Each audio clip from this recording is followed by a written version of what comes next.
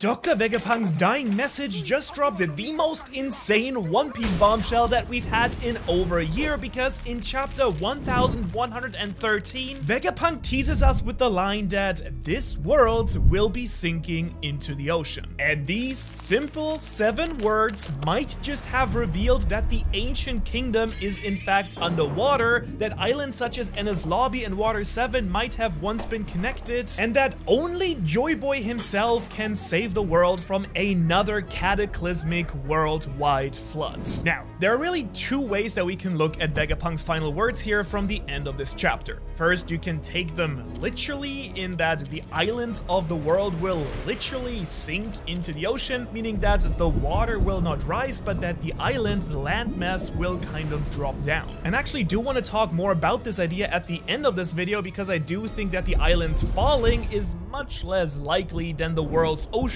simply rising to drown all the islands of the One Piece world. But while this event changes everything that we thought about the final saga, you may be surprised to learn that this might not be the first time that the One Piece world has actually been completely flooded. That's because, in fact, a great flood of truly biblical proportions is very likely the Great Cleansing that was first mentioned by Saint Venus Juro back during the Reverie. Only that in this case, instead of God sending the flood to wipe out the corrupt people, the Gorosei and Imu are the ones sending a flood to punish the world for learning their secrets. And honestly, as you'll see, there is just way too much evidence pointing to exactly that conclusion, so let's dive straight into the full flooded world theory of One Piece. Now, if you haven't heard this theory before, like ever, it really gained a lot of popularity with creators like Mr. Morch and Randy Troy, friends of mine, after chapter 1089, when it was revealed that the destruction of the Lulusia kingdom caused the global sea levels to rise about 1 meter. Which doesn't sound like much, but it's actually quite insane how much coastline that would actually swallow up. And while this small detail could easily have gotten lost in all the remaining insanity of Egghead Island during that point, this moment was the key to unlocking an avalanche of evidence that Oda has left all throughout the story. And in a nutshell, all that evidence points to the fact that the One Piece world used to look incredibly different than it does now. In fact, the supermassive oceans that currently dominate the entire planet were once a lot smaller, and in their place was one or even many supercontinents where people lived in peace together. Kind of how the real world actually used to have a supercontinent called Pangea, the One Piece world used to be way more united than it currently is. That's the theory anyways, and I'm sure you now have a ton of questions, so let's break down all the mind-blowing pieces of evidence that support this idea, including fresh ones from this chapter. And let's start with something I think that you probably have already long forgotten, because if you look back at Jinbei's cover story, you might notice these strange ancient ruins that were left on the bottom of the ocean. Now, sadly, Jinbei doesn't explain to us who built them or how long they have been there, but the fact that these do exist on the bottom of the ocean clearly shows us that there was once a civilization here above sea level, and at some point the waters rose to cover it up. Now, you could be justified in saying that this is just one random single event in this one part of the world, and you could be right, but this sunken town is more important than you may realize because of one of the legendary poneglyphs, which was also found within the ruins of this underwater city. And it's this artifact that clearly links these ancient ruins here and the ancient kingdom from the Void Century, and also other countries like Wano or Shandora. So, do I have your interest yet? Well, hold on tight now, because things are about to get a whole lot spicier. Because next, let's look at a boatload of evidence from other past arcs. First, we have Water 7 and Enies Lobby, and these are particularly important for this theory because Water 7 is literally an island that is slowly being swallowed up by the ocean. In fact, every single year, this island is hit by the monstrous and also quite mysterious tidal wave called Aqua Laguna. And the impact of this crushing wave of water is causing the island to slowly be covered up by the sea. In other words, while this island used to live on dry land centuries ago, now they have to constantly build new buildings on top of the existing old ones just to survive while those sink under the ocean. Now, as is the case with so many things that turned out to be important in the early arcs, at the time we thought that the Aqua Laguna was just another random funny weather event in the One Piece world, you know, a little quirk,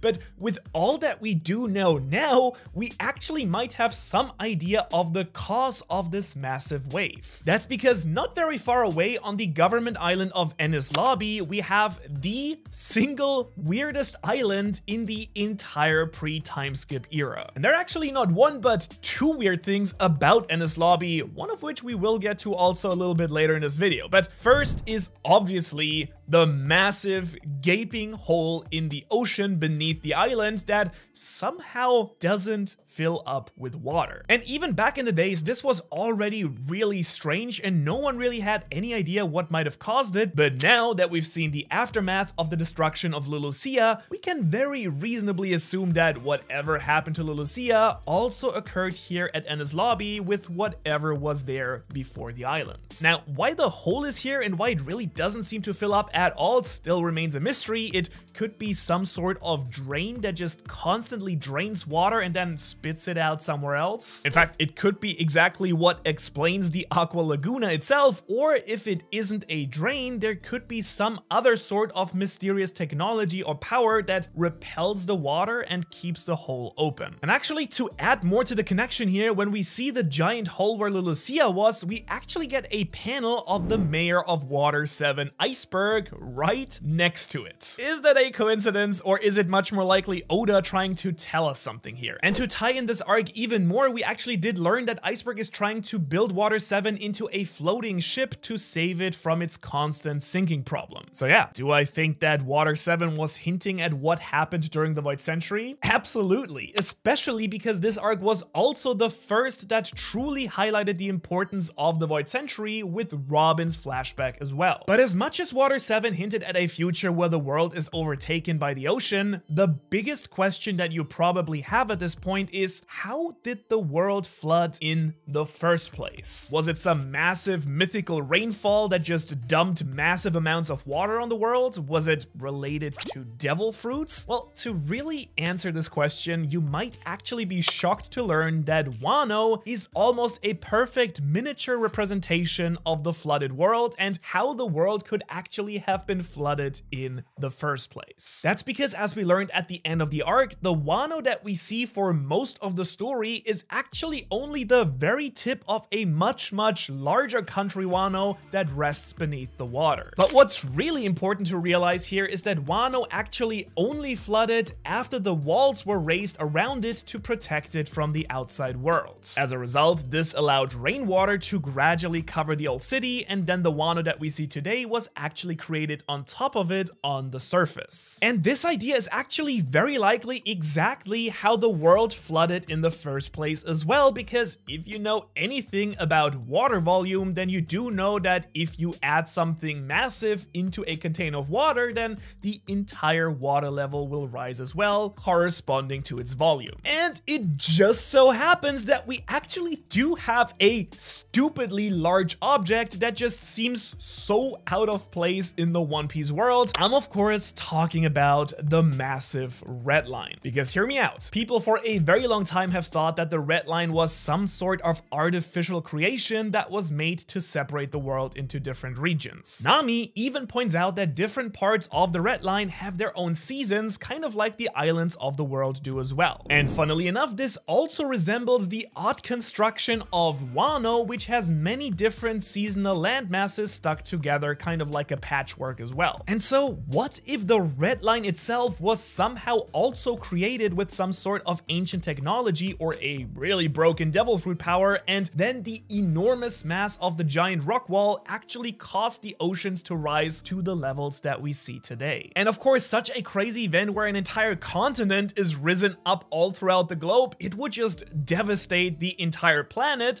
except for one group of people, the world nobles, who very conveniently live on top of the red line in the Holy Land. And their separation from the rest of the world just adds way more evidence that it was actually the 20 kingdoms who initially even created the red line in the first place, so they could rule over this newly flooded world. And just to add another little layer of evidence, the castle in Meridio itself is called Pangaea Castle, which, as we stated earlier, is the name of the real world supercontinent that existed on our planet in the past as well. Plus, we do know for a fact that Oda kind of loves to draw inspiration from real-world events, so this could be him pointing out that Mary Joa is all that remains of the ancient continent that was flooded so long ago. Whew. Okay, are you sticking with me so far? Because so far, we've laid out how Jinbei found an ancient underwater civilization, how Oda made an island being swallowed by the sea a key point of the Water 7 arc, and how Wano perfectly represents how an ancient civilization moved above the water after their previous landmass was flooded. On top of that, we've also touched on how the ancient world was likely an unflooded supercontinent, and that Imu might have created the Red Line in order to flood the world to begin with. Now, we will talk in a lot more depth about how he might have actually pulled this off in just a moment, but first, you won't believe that the ancient kingdom might have actually prepared themselves to survive an ancient flood on purpose. Because just check this out as we go through some quick facts here. First, the kingdom of the animals Minx is on the back of a gigantic walking elephant who towers above the waves. This could very easily protect them from another flood that would wipe out any other islands. Wano also rises very high above the current sea levels, and then we have the capital of Alabasta, which actually rests on this massive plateau that could also potentially survive a flood. Which, by the way, same thing with the King's Plateau on Dressrosa as well. Drum Island has these massive flat-topped mountains, and of course the Sky People would naturally be safe from a flood as well. And actually, sticking with the Sky People here for a moment, a worldwide flood that destroys everything might actually explain why the Sky People might have went to the moon in the first place. I mean, who wouldn't want to escape if you knew your entire planet was about to be destroyed by a cataclysmic disaster? And so, putting all of these pieces together, if the world was ever hit by another flood, then Luffy's allies, who are also mostly allies of the ancient kingdom and contain the most important poneglyphs, actually seem to already be mysteriously prepared to survive another massive flood. There's also the entire Fishman Island arc, whose climax weirdly enough centers around this massive ship, the Noah, and we did think that this ship is supposed to one day carry the Fishman people to live on the surface, which, if you look at it from a biblical perspective, Noah's Ark was used to save humans and animals from a worldwide flood as well. And so while the fishmen could just swim to the surface and live there, this ship might actually just be there to save the world population in case of a second giant flood.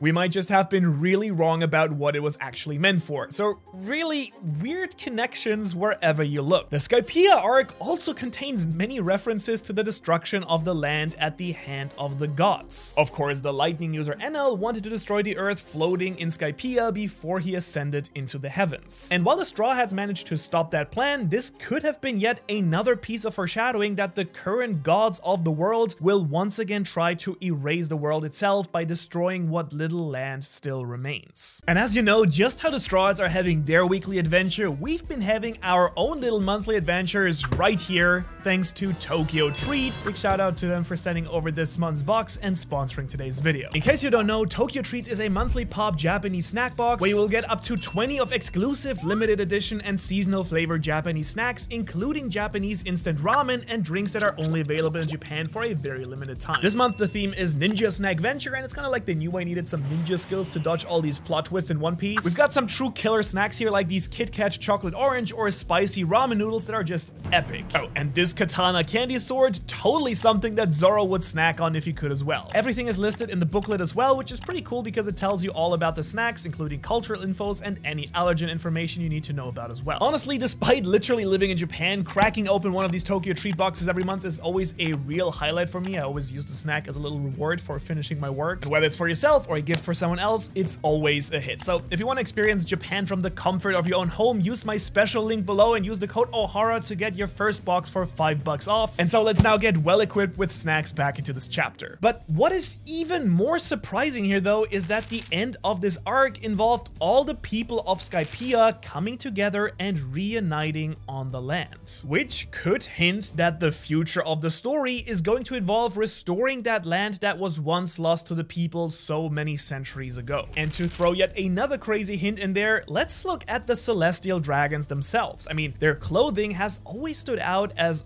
odd, and we've kind of long assumed that their outfits were some sort of spacesuit and that they might have once come down from space. However, in the context of a giant worldwide flood, these outfits also do resemble diving suits that could be used to breathe underwater. Which again just makes a whole lot of sense that these world nobles would continue wearing the diving suits if this was what saved them in the past as well. And so all of these signs together point to three big things. First, a world once existed in One Piece below the current sea level. Second, we've seen evidence how the world's oceans continue to keep rising, as evidenced by Water 7 and the aftermath of the destruction of Lulusia. And third, the allies of the ancient kingdom that still exist today and keep safe its history and the poneglyphs have made some sort of preparations for another flood by living up as high as possible. And so all of this takes us to a few really vital questions. Why did the world government flood the world in the past, and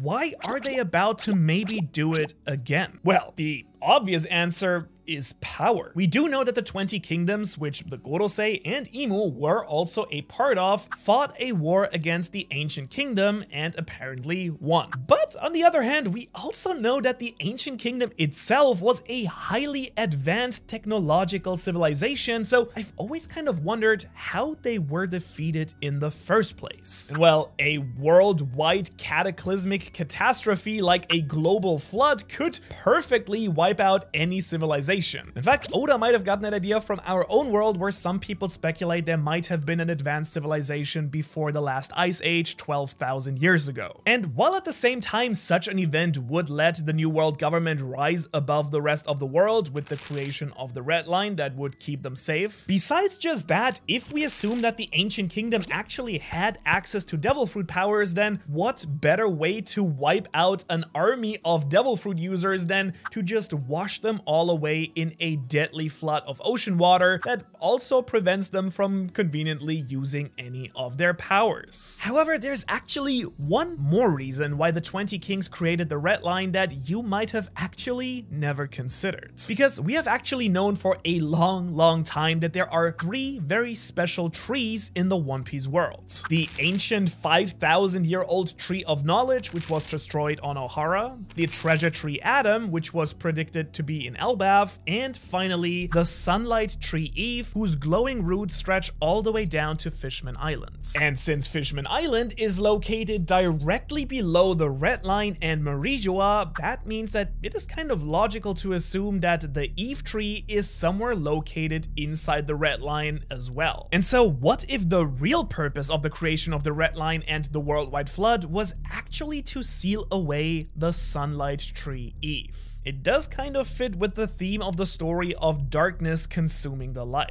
And while we obviously don't know the exact reasons for why they might have done this, some possibilities could be that the Eve Tree was an ancient source of power. I mean, sun and light and energy kind of go hand in hand, and even Luffy's Nika powers make him the sun god. On top of that, the Eve Tree could also be related to the creation of devil fruits, and the world government could have wanted to seal that away as well. Plus, one other really random note about the Eve Tree: if we go back to Enies Lobby, we were actually told that the sun always shines and it never gets dark on this island. I told you there was a second really weird thing about this island, so I do kind of wonder if this hole beneath Enies Lobby somehow connects to the Eve Tree, which is why it is constantly sunny on this particular island. Just a random thought. But if that is true, then it just makes the Red Line basically the most important single thing in the entire One Piece world. Because I mean, if it has captured the Eve Tree on top of separating the world, then clearly it will be a main focus going forward in the final saga. And as we've already discussed, the creation of the Red Line is my best guess at what caused the flood to begin with. However, it isn't the only possibility. In fact, the One Piece world could have had a biblical level rain that literally covered the entire world in water as well. Or it could have been another extremely powerful devil fruit that caused that much water to appear, or another very likely and possible scenario was that someone abused the powers of the ancient weapons, just like we potentially saw with Lulusia, and that caused the current state of the world in the first place. But whatever the actual reason, it does seem clear based on Vegapunk's message that the world is heading towards another great flood that will shake up and destroy the entire world. And again, you might be asking, why would the world government do this a second time? And the answer is simply that people are now closer than they have ever been in the last 800 years to discovering the truth about the Void Century. And if the Gorosei and Emu are that desperate to keep their powers and that scared of people like Luffy or Blackbeard, it really isn't all too hard to imagine that they would, without too much trouble, wipe out the entire world and just start all over again. Which of course for Luffy and the rest of the Straw Hats is gonna put a massive responsibility on their shoulders to literally now save the entire world,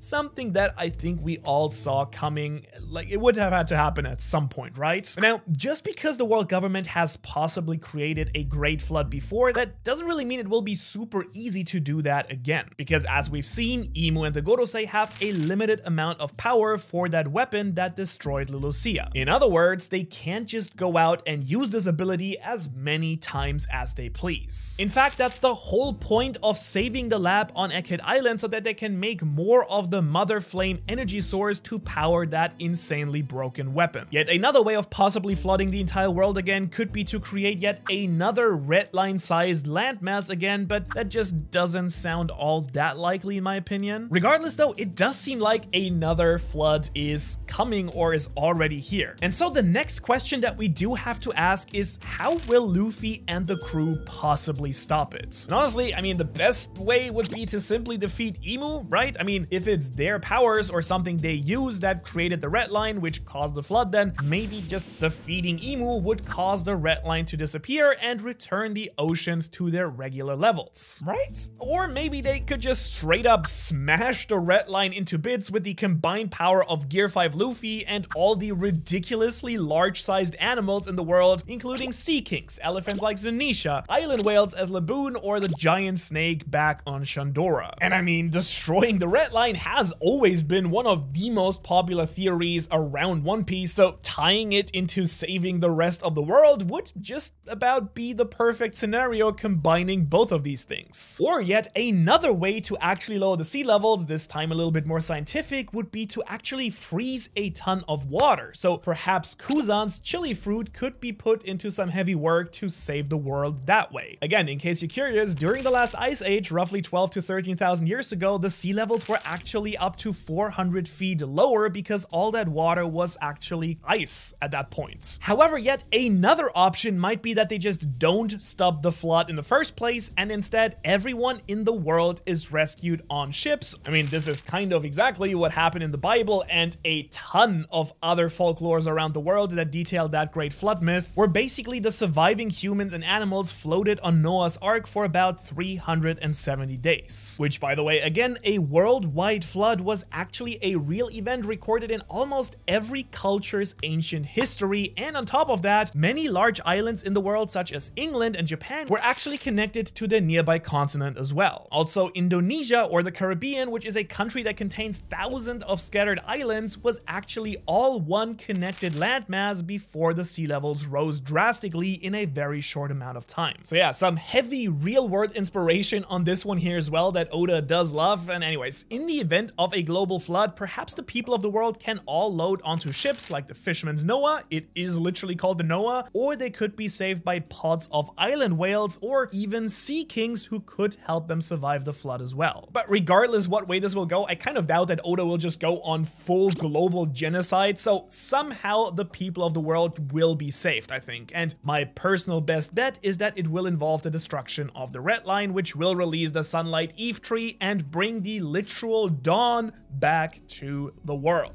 And honestly, I'm just imagining that panel right now with the Eve Tree being released and rays of radiant sunlight shining all over the world and Gear 5 Luffy being there. Just seems like a perfect climax for the entire story. And if the Red Line is destroyed that way, it could actually restore the world to how it was before the Void Century by lowering the sea levels and revealing the ancient continent of the Ancient Kingdom lying hidden beneath the surface. I mean, that could literally well be the One Piece. The one piece of true land that the Ancient Kingdom used to live on. I mean, that could lead to a whole new level of adventures. Two Piece? Anyone? I hope. Fingers crossed. I mean, Oda did say he's a lot healthier now, so we might get it. But while I've spent this whole video so far laying out the evidence supporting an old world hidden under the waves and an ancient flood brought out by the world government, it's important to remember that this is still very much a theory, and Vegapunk's final words in chapter 1113 could actually mean something else entirely. You see, I brought up very early at the beginning that it's actually possible that the islands could literally be sinking, and honestly, I can't think of a great explanation for how this could physically happen. Maybe the land will be washed away, or earthquakes like the ones we saw after the event at Lucia will cause islands' foundations to scatter and make them sink. But another idea comes actually from a line that Vegapunk has dropped earlier in that same chapter, where he says that he doesn't blame whoever kills him and that he doesn't know him or them enough to blame them for being good or evil as well. Now, here I would personally assume that him or them is Imu, so perhaps even Vegapunk doesn't truly know that the world's secret ruler is entirely evil at heart. And this could actually lead to yet another idea that it isn't Imu or the world government at all who caused the flood in the first place. And taking all of that into account, I also wonder if the worldwide flood is just a naturally occurring phenomenon, and maybe the world government is just doing their best to protect the rest of the world against it. Maybe the Sea Devil is real and truly hates devil fruit users and wants to drown them on their own, or something along those lines. Maybe something the ancient kingdom did went terribly wrong and that caused it. Personally, that's a little bit harder to believe after seeing firsthand just how straight up evil the Gorosei are. I mean, even in this chapter, they would have no problem killing any marine on this island, but it's still a real possibility. In fact, we might very soon learn that not all celestial dragons are that bad, since we've basically confirmed that Shanks is a descendant of the celestial dragons as well as Bonnie. In fact, surprisingly many people have speculated that Nami's parents were celestial dragons, but one person you probably never imagined could actually be one of the world nobles is actually the Straw Hat Captain himself, Monkey D. Luffy. And if you want to find out why this theory might actually be true and what it would look like if Luffy was actually raised as a celestial dragon, you can watch that video next right here. Otherwise, thanks so much for watching. This was a really fun one. This kind of turned more into a theory video, but so many new opportunities. I'm so hyped. I'll hopefully see you in the next one. Bye.